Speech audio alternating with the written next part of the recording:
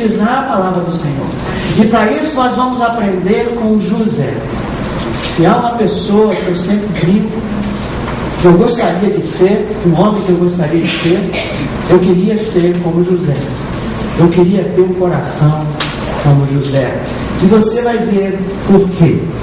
José é aquele que nos dá uma aula de como vencer a amargura, de como resistir a momentos difíceis sem se abater, de como chegar exatamente ao ponto que Deus queria que ele chegasse em sua vida, como se tornar de uma vítima a um abençoador.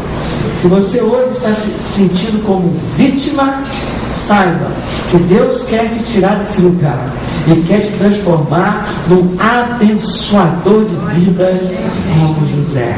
Amém? Amém? Vamos lá então estudar brevemente. José merece uma série, mas vamos em alguns minutos fazer um resumo da vida de José. Se você vier comigo, marca o capítulo 50 e vem aonde começa o capítulo 37, a vida de José.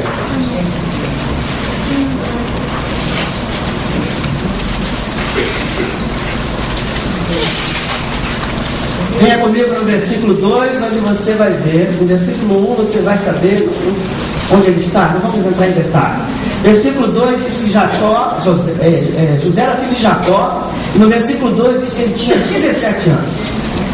E ele, agora olha para mim, ele era um filho, aquele filho que Jacó gostava, porque ele era filho da mulher que Jacó mais gostou. Então, entre aspas, ele tinha uma certa preferência por aquele filho e demonstrava aquela preferência para os outros irmãos. Deu a ele uma túnica. Gênesis 37, para o 37 não precisa. 37 não precisa ler agora. Então, ele era o filho escolhido de Jacó, e por ser o filho escolhido de Jacó, ele acabou trazendo sobre si um ódio, uma implicância de seus irmãos. E à medida que o tempo passava, esse ódio dos irmãos contra ele aumentava. O clímax acontece quando o próprio José tem 2 sonhos. E nesses 2 sonhos que vêm de Deus, José acaba falando para os irmãos a respeito dos sonhos. E a interpretação desses sonhos não era difícil, era fácil. Mostrava aqui nos sonhos que os irmãos dele iam acabar se prostrando diante dele, diante de José. Ele tinha irmãos mais velhos, irmãos mais maduros, mas ele conta esse sonho. E o ódio que havia então aumenta. Eles chegam a perguntar a José: quer dizer que você está dizendo que um dia nós vamos nos prostrar diante de ti? E o ódio entra e aumenta nos seus irmãos. No versículo 24, não precisa olhar porque não vai dar tempo. Só 39, 24. José é lançado numa cisterna pelos seus irmãos. Os irmãos engendraram um plano para matar José, colocaram ele numa cisterna, depois se arrependeram, mudaram o plano e venderam José como escravo. Primeiro motivo para José ficar ressentido. Primeiro motivo para José ficar amargurado: o ódio dos irmãos, o plano dos irmãos para matá-lo e a venda de José como escravo. Ele é vendido no versículo 28, está sendo gravado, depois você pode adquirir o CD, não precisa anotar. No capítulo 39 você vai ver que José chega no Egito e agora ele é comprado como escravo por Potifar. Ele agora se torna um Potifar. Mas no versículo 39 há uma coisa muito, no capítulo 39 uma coisa muito interessante em vários versículos. A começar no versículo 2 diz assim: o Senhor estava com José. Meu irmão, mais importante do que onde você está é com quem você está.